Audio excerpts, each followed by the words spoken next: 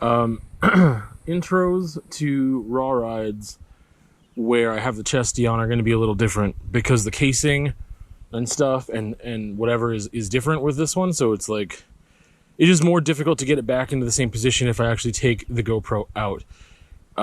So I don't think anyone's going to mind not seeing my face for a couple seconds every once in a while. Anyway, so I'm going to do Magic Touch variation today. I tried it a couple weeks ago with the chesty, but if you look at the vlog from last week or 2 weeks ago, whatever, I mentioned just like the footage was unusable. The chesty has like a feature that my old chesty didn't have, and it has this arm that kind of like extends, so it doesn't have to be like super close. It could be like further, like the GoPro itself could be further out here. So I tried that because I thought that would be a cool angle, but just physics of like having the weight of the camera out over here just on this arm, it was just like bouncing like this, and the footage was unusable. Like, it was super noisy as well as just being really bouncy, and I don't know if you get motion sickness, just like whatever, it was just unusable footage. So anyway, gonna try it again today, have the chesty brought all the way back, or that arm all the way back in tight and close, so hopefully that does nice things. Magic Touch variation is a variation on Magic Touch. The reason I like it, even though there's one part that I don't like, to me it's like a climb that you'll never make, because the way it cuts back in, you'd have to like, as you're climbing up a little small steep section, you'd have to like go over the grass, like off the trail, and you'll see what I mean. But I like it because you're not in the grass as much, because there's some poor visibility on Magic Touch when you take a left corner after this like off-camber jaggedy bit, which you'll see, and then you kind of go into the grass, and because the grass is longer there and it's not ridden much, there's not a lot of traffic in that section, there's poor visibility. There's no like features or anything there. I just get nervous with like tall grass, because I'm like, if there was a tiny rock, if there was this or that, or a little dip or a hole, I don't want to cruise right through it because I can't see. So one thing I like about the variation is that you don't have as much grass, and you get back into the grass to like cruise through, and like it's better visibility, but also it's just an extra challenge. You get up onto like the ridge, and you can kind of like just kind of cruise at whatever your pace is through some like little bit of like rough terrain, but on the ridge. But it's pretty low risk. Like all of Magic Touch, I feel is like pretty low risk if you do fall. There are a couple tricky parts. Like there is one descent that is a little steep, and then you turn a right corner, and then you need to be in a lower gear, at least I do, in order to know how to navigate this one section. There's pedal catchers, and it's off camber, and you're on a turn, and you're kind of a slight climb. And it took me a long time to actually make that climb and to clean that part of Magic Touch. But I've done it now a couple times, so hopefully I can do it today. Anyway, let's get it.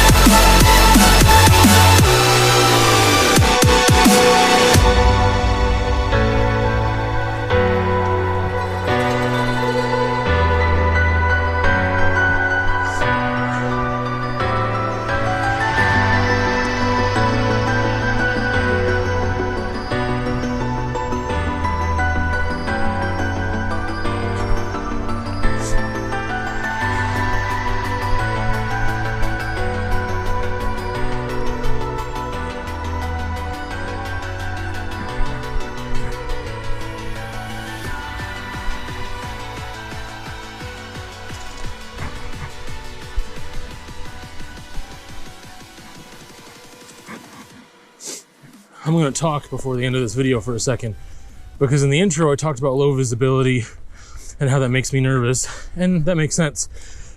There's this section down here that is always blind, and I take it every time now with confidence, but one day, and blind, I just mean, oh, that's not bad today, actually, never mind. A lot of times, there's enough growth there where you can't see the last little bit. And I'm like, one of these days, someone's gonna put something there just to be a wiener, and I'll wreck. But yeah, I don't know if it's been trimmed or what, but anyway, now I've ruined the video. So, Magic Touch variation, a little more about that. We'll pop you out. No, we won't. You know what? We won't. Because it's just annoying and difficult. Okay. So, Magic Touch variation. Here's the thing. I don't like necessarily how cluttered Trail Forks gets with all these short little connector trails. I think that sometimes people can figure those out on their own. It depends how long it is. Because there's other variations of Magic Touch, like from above too. And in that system, there's just other trails that aren't marked and aren't on Trail Forks and whatever. I haven't tried that variation on top of Magic Touch, like in that off-camber section or whatever, but there's clearly like other trails that swoop down and stuff from the top. So anyway, I want people to know that they're there, but like it does get cluttered when you have all these little connectors, and I don't know what to do about that from a design perspective with Trail Forks or something. Anyway, okay, so the first half of Magic Touch, I kind of told you about some of the features and stuff, but it is pretty off-camber. Let me just skip to why should you ride it, or why is it fun to ride, or why is it useful.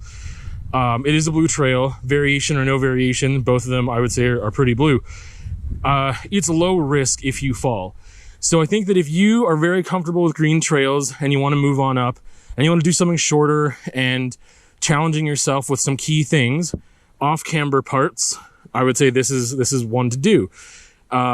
Which that comes with like balance, like testing your balance. There are some areas, because it's off-camber and also you've got some exposure on that left side, you need to be leaning in this way or be central over your bike. If you're leaning even just a little bit this way at the wrong time, you're going over. It's a little bumpy. It's not super smooth. It kind of goes up and down, and there's some pedal catchers too. So off-camber bits, pedal catchers, balance, like these are things that you can work on, these skills from these features of that trail. But it is low risk. There are plenty of trails that have these things, but if you get wrecked, it's going to be a much bigger deal. Here, at the most dangerous, like it's just like, yeah, you're going to get a couple scrapes and bruises, but that's going to be it. You and your bike are going to be fine for the most part. Obviously, anything could happen. You twist your neck the wrong way or something. Obviously, things can happen, and that's not cool. But it's not like there's a big drop or there's like sharp, jagged rocks or like whatever. So, those are the main reasons I like this trail and skills that you can work on if you want to try it out. And again, it's shorter too. You can make it longer. Like you can continue up there and you can just, there's a lot of climbing involved if you want to continue that. I think it's, what is it, cemetery or graveyard? I think it's maybe graveyard. There's a ton of climbing and stuff on that second half. But yeah, then if you do the variation, because I just like that better because you can just go fast. Because if you're going through that tall grass after Magic Touch and you're taking that right instead of taking the left, then like it's just grass for a long time, but you can't really shred it because it's so blind. But then if you do the variation, you go up, you've got some more off camber, you've got some climbing, so it's some more challenge. You get up to the ridge and you can just blast down that right into the grass and just keep trucking. And that's why I like doing the variation now more than just regular Magic Touch. Part of me is even tempted to just change, not even have the variation, like just skip. You know what? I'm going to try to edit that on Trail Forks and just have Magic Touch. Man, this is silly, but I don't know if the edit will go through. Because, yeah, you can do Magic Touch through the grass and I don't know. Is it worth having both or not? I don't know. These are the problems. Anyway, with that, I think I've said all I can really say about it for the most part. We'll see you at another time for another raw ride.